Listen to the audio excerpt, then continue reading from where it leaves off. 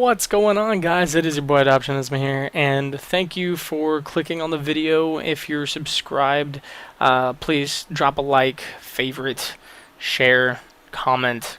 Dude, I love comments. Comments are awesome. And if you're not a subscriber, I do thank you for taking the time out of your day to check out this video, and I really hope it does help you, and it helps all the other players be better informed on how to play this game. Now, what this video is that I'm pretty much going to go over the medical skill tree in this video, and then I'm going to have to do tech and security in the other, because there is a lot to talk about in each one. So I'm going to do my suggestions for you guys and my opinions on how we should aim to pretty much prepare, and what you should actually like grind for instead of just doing everything kind of evenly. If you want to get a nice head start on a certain thing, this is my suggestion to you, and what I would think would be a great build or combo with these skills. So again, we're starting off with the medical tree. So we'll see you guys in 3, 2, 1.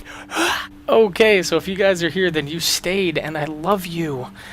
And if you didn't stay, then go fuck yourself. No, I'm kidding. I'm not that mean. But all right, so I'm just gonna jump right into this really quick. So for people who don't know, in order to level up your medical, security, or tech skill trees, you have to do missions that yield those credits for that tree. Like we have medical, tech, security. Alright, so to give you guys an example, I have a mission right here, and you guys can see in the mission rewards it says 500 medical wing supplies.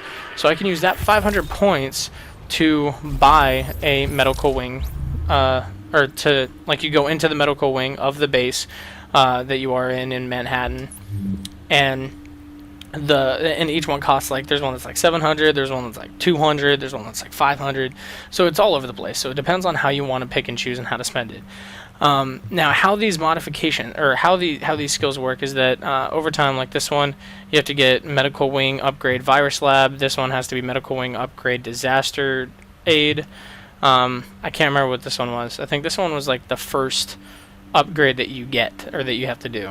And also, when you unlock certain parts, you get, some of them will give you talents, some of them will give you perks and talents. And for those of you who also don't know, talents are, you can have up to 4. Obviously, I'm not max level yet, so I'm not going to have it. But the way how it works is that your talents are like selective passives. So you can only have 4 activated at any given time. And then perks are just permanent passives, all of them. So you can have up to 40. I have 7 right now. Now, I did a security mission last night, and I upgraded a part, and that's why I have this one and a couple more. It scrolls like way the fuck down. But yeah, like this one for medical, fucking controller. Like this one, increase medkit inventory by 1 slot. So I think when you start, you have a slot of 2, and then I think I have a talent.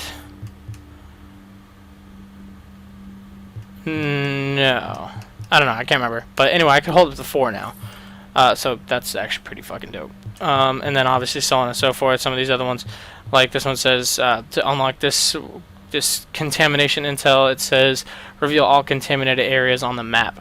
So that would be kind of a pain in the ass, but there is, I believe, a skill or a talent that marks all this shit for you, so that might help. But anyway, alright, we're talking about skills here, we're not talking about talents or perks. So to start, I told you guys in the first video to go ahead and start with Pulse, because obviously you get that crit damage bonus, and it's just, it has the shortest cooldown out of all the base skills so far. It's got a really good cooldown. Now, for modifications, you'll see medical wing upgrade quarantine, medical upgrade quarantine. So once I get by the medical upgrade quarantine, then I'll be able to pick and choose one of these. And then eventually, when I finish all the upgrades for the medical wing, I'll unlock that. And I believe the way how the game works is that you get the base effect, and you get the master effect, and then you have one of the modifications. So with the recon pack modification, let's see, it says the Pulse has an increased range and is capable of locating nearby loot containers. But see, and the duration is actually less. If you see, the duration is 17.5 seconds, and the cooldown is 54. So honestly, I think that's kind of dumb regardless. Because, I mean, granted, the range increases up to 80 meters, so it goes from 60 to 80, but 60 is actually a pretty large area, too, so that's kind of dumb. And regardless, the thing is, the radius, it literally, all that is for is to identify. Like, that's all it gets. No matter what, when you trigger it, you get your crit damage bonus. So even if somebody's outside your range, you'll see when you trigger it, it'll pop up right next to your little guy. It'll have little block, or like a text box thing that'll say, "Oh yeah, crit damage, crit chance," and so then you could like pull up a marksman rifle and pop the dude that's too far. Not a big deal. And then we have Scrambler. The pulse protects the user and all allies from hostile pulse scans. Now, the best way I could probably describe the way how that sounds is, I'm not sure if that's pertaining to PvP or if there are enemies in just open or like PvE mobs or whatever that have pulse scans too. Like that's kind of weird, but I'd probably think it's pretty comparable to like the Ghost perk from Call of Duty, where it makes it like nobody could see you on radar type of thing. It's probably that. And then we have Tactical Scanner, which is honestly probably my absolute favorite out of this set, because the damage is increased. So the chance on the base is about 12%, and then it increases to 14. But the damage goes from like 27, yeah, it goes from 27 up to 33%. 33% crit damage is like a third more damage on top of your actual crit damage. So that's pretty nice.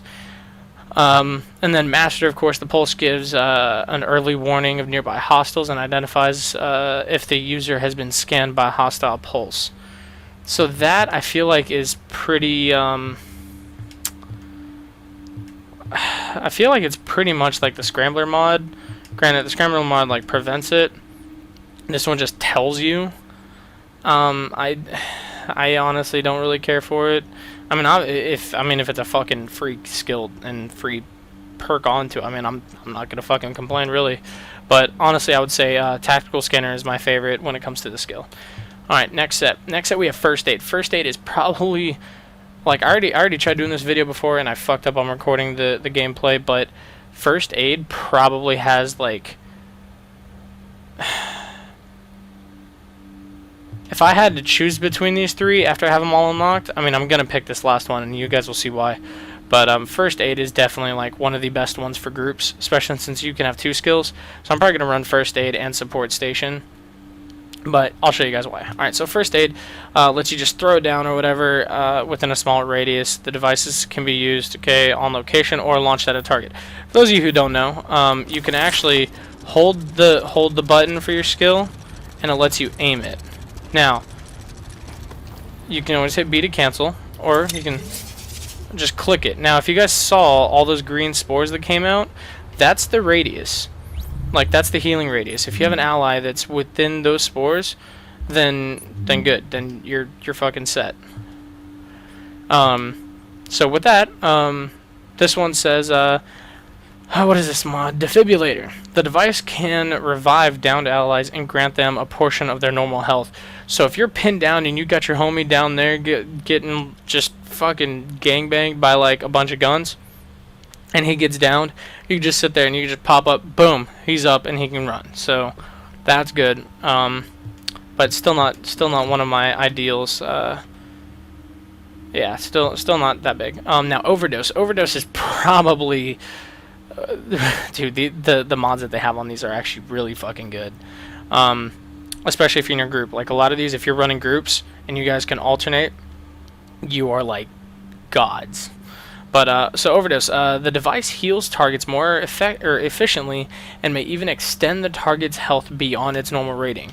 Now, what I think that is implying is that when you get hit with it, or like it heals you or whatever, it adds on either a temporary portion of health, or it gives you extra health until that's taken down and you're put back at your normal health bar. So either way, you get more health, and that's fucking awesome. Yeah, so again, ally and yourself, it's really good. Oh, and another thing, ally and self-heal are both the same amounts. Most of these other ones are the same amounts, but this one right here is a little differently. But this is where this one would be really good if you're trying to take on a boss. So temporarily increases damage for the affected targets in addition to the normal healing effect. So if you guys are about to fight a boss or something, y'all just come up, hug each other, throw that bitch down, you guys got a damage boost. Now, if you're in a group, I don't know. I would think they would kind of not do that because if you think about it, if you have like 3 of you guys that has that shit and you all throw it down at the same time and that shit stacks, like you're gonna one-shot shit that's like fucking 10 levels higher than you. Like I don't know. I feel like there's gonna be some testing on that, and that'll probably be a video for another day. And then the Master for extended service extends the duration of the effect, giving allies more time to approach the device. So now, what I believe that does, like I told you guys about the spores, I think what that does is that makes the spores last there a little longer, so that way your teammates can run up to you and like run through it if they have to. Like if you're in a safe spot, but they're like, "Oh, I need the heals," and they're running back to you, instead of waiting for them to get to you and then hit it, you can hit it right before they get there, so they could just run through and then keep going. So it's okay. It's not the best, but if I would have to pick, it's definitely between overdose and booster shot, depending on if booster shot is stackable or if you have overdose and a friend has booster shot, vice versa. Like y'all just alternate it. It's really good. Now, I'm about to get to one of the fucking best goddamn skills on here. Like stupid good.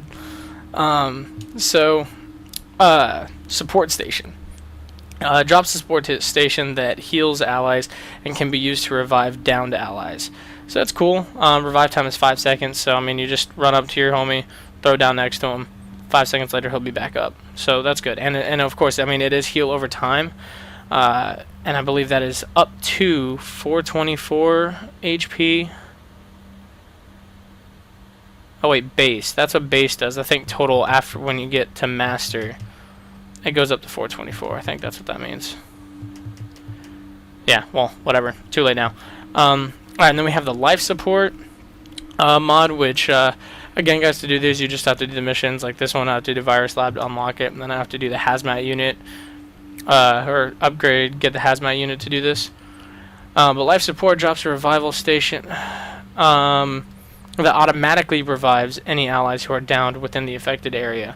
So instead of it taking like 5 seconds to fully revive your dude, boom, he'll instantly stand up. So that's good. That's a huge plus.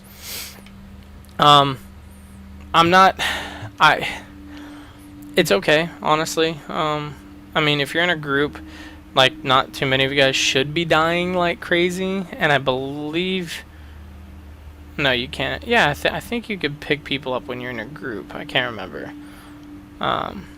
I don't believe so, but it's okay. Now, immunizer drops a recovery station that heals or that removes status effects, like if you're like lit on fire or concussed or disoriented, stunned, whatever the fuck it is. Then and makes allies immune while within the affected area. Now, the only way that I could think that this would be like one that y'all would really want to run is probably if you're going up against a certain mission or boss or mobs that specialize in that shit. Like, quick spoiler, there are people in here called cleaners that specialize in fire and explosives, and so you get lit on fire quite often. Now, when you're going up against people like that, that's where I can imagine that being a good mod on the skill, but this last one right here, ammo cache. Now, just thinking of ammo cache, you're like, oh, whatever, it's just like bonus fucking ammo. I mean, honestly, when I first read it, I thought of like Battlefield, when you throw down a box, you just pick up or ammo and that's it. No. While close to the device, allies regain their ammo as they reload, and skill cooldown recovery is faster. Now, it doesn't give you an exact rate of how fast, but the fact that it's still healing over time, revive over time, and it completely like lowers your cooldown rate. Now, the thing is, I don't know exactly how fast it is. I mean, it would have to, obviously I'm gonna have to test it out. So once I unlock Hazmat unit and Virus Lab, I'm definitely going for that, because that's just fucking dumb, especially if you're in a group. So if you use that and you cycle that between the recovery one, or the damage boost recovery one, or even the pulse for the crit damage, you sit there, you just like say, me and my dude both have ammo cache. I throw my ammo cache down, and he throws his ammo cache down. If those cooldown rates, again, if this stuff stacks, then this shit's gonna be so broken, and they're probably gonna patch it hella quick. But if it doesn't stack and you just alternate it, that's still really fucking good, regardless. Anything that has high recovery cooldown is just awesome. So I honestly, that this is like, out of medical, this is like the skill, the I don't even know where I'm pointing to. That's the skill I want. Now the master, when the device is disabled, nearby allies receive immediate healing. So once you get the master part to it, not only do you get the healing over time, but then as soon as the 30-second lifetime on it is up, as soon as the device disappears or whatever, then you get insta health. So you get healing over time, insta health, and ammo, and cooldown. Holy shit. That is so good. So good, so dumb, just holy fuck. Now again, some of these can obviously be situational depending on what game type or what you're playing, but that's fucking epic.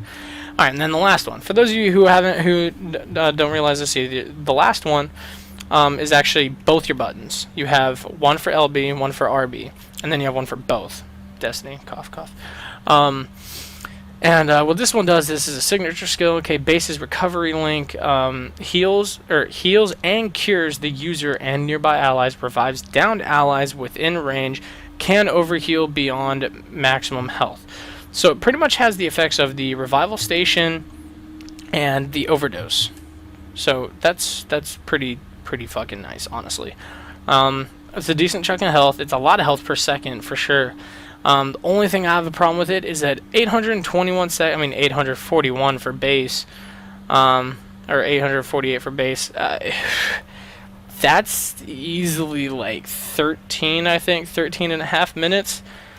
That's a big ass cooldown. But again, if you have the recovery station ammo cache, or the support station ammo cache, and you alternate that with your buddies, I really can't wait to test that out and see how fast that recovers, because that's just dumb. Like, those are so good together. Yeah, guys, if you enjoyed the video, please don't forget to leave a like, comment, and subscribe. And don't forget to follow me on Twitter and Twitch. Come check out my live streams, usually on East Coast, 8 p.m. So yeah, please come in, say hi. Tweet at me, add me on Xbox if you want, if you ever want to play or something. Please, I would love to, especially if any of you guys want to test these out with me and be in another video. That would be fucking awesome to be able to do something like that with you guys. But I really hope this video helps you guys out and helps put some of these into perspective for you, and definitely point you in the right direction that you want to be for how you want to build your character and play this game. So until next time, guys, this is your boy Dot. Thanks for watching, and peace the fuck